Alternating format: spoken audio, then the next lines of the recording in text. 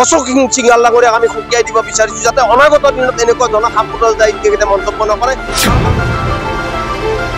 শংকৰাজী আজানৰ যি মিলনভূমিত আচলতে এইবিলাক যি সাম্প্ৰদায়িক মন্তব্য দি পেলাই তেখেতৰ যিবিলাক কথা বতৰা আচলতে এই কথা বতৰাক আমি বাৰে বাৰে আমি ধিক্কাৰ আৰু গৰিহণা জনাইছো। বহিৰাগত ব্যক্তিয়ে বনিয়াসকলে এইসকলে আচলতে মানে এই আমাৰ শান্তিৰ অসমখনত অশান্ত কৰাৰ যি মানসিকতা এই মানসিকতা প্ৰথমতে বন্ধ হ'ব লাগে। অকল ভাওনাক লৈ পেলাই তেখেতে মন্তব্য নিদি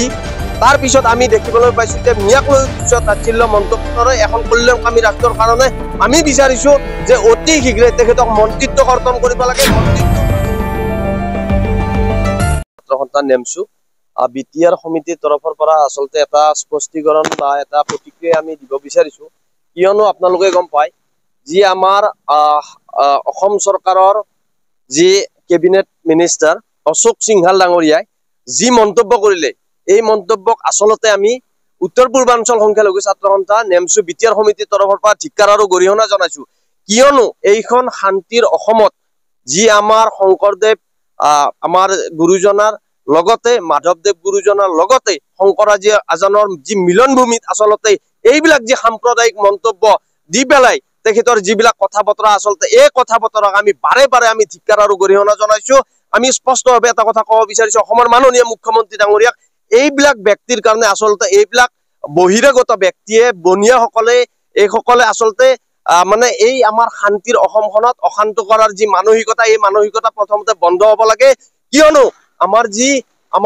যি আদৰ্শ আমাৰ যি মিলাপ্ৰীতি এই মিলাপ্ৰীতি এই ঐক্য এই সংহতি তেখেতে বিনষ্ট কৰি আচলতে যি এইবাৰ আমি সৌসিদিনা দেখিবলৈ পাইছো অকল ভাওনাক লৈ পেলাই তেখেতে মন্তব্য নিদি তাৰ পিছত আমি দেখিবলৈ পাইছো যে মিয়াক লৈ উচ্চ তাচ্ছিল্য মন্তব্য কৰে এখন কল্যাণকামী ৰাষ্ট্ৰৰ কাৰণে আমি বিচাৰিছো যে অতি শীঘ্ৰে তেখেতক মন্ত্ৰিত্ব কৰ্তন কৰিব লাগে। মন্ত্ৰিত্ব কৰ্তন কৰি তেখেতক কিন্তু আমি দৃষ্টান্তমূলক শাস্তি দিয়াৰ কাৰণে আমি কিন্তু অসম চৰকাৰৰ মাননীয় মুখ্যমন্ত্ৰী ডাঙৰীয়াক আমি আহ্বান জনাইছো আৰু অশোক সিংহাল ডাঙৰীয়াক আমি সকীয়াই দিব বিচাৰিছো যাতে অনাগত দিনত এনেকুৱা ধৰণৰ সাম্প্ৰদায়িক তেখেতে মন্তব্য নকৰে। তাৰ কাৰণে আমি বিটিআৰ নেমচুৰ পৰা সকিয়নি প্ৰদান কৰি ছাত্ৰ সন্থান নেমচু বিটিআৰ সমিতিৰ তৰফৰ পৰা আচলতে এটা স্পষ্টীকৰণ বা এটা প্ৰতিক্ৰিয়া আমি দিব বিচাৰিছো, কিয়নো আপোনালোকে গম পায় যি আমাৰ অসম চৰকাৰৰ যি কেবিনেট মিনিষ্টাৰ অশোক সিংহাল ডাঙৰীয়াই যি মন্তব্য কৰিলে এই মন্তব্যক আচলতে আমি উত্তৰ পূৰ্বাঞ্চল সংখ্যালঘু ছাত্ৰ সন্থা নেমচু বিটিআৰ সমিতিৰ তৰফৰ পৰা ধিক্কাৰ আৰু গৰিহণা জনাইছো, কিয়নো এইখন শান্তিৰ অসমত যি আমাৰ শংকৰদেৱ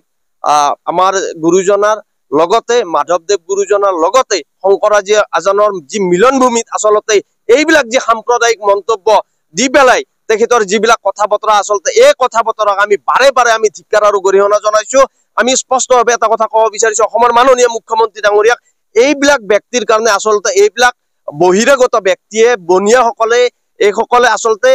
মানে এই আমাৰ শান্তিৰ অসমখনত অশান্ত কৰাৰ যি মানসিকতা এই মানসিকতা প্ৰথমতে বন্ধ হ'ব লাগে, কিয়নো আমাৰ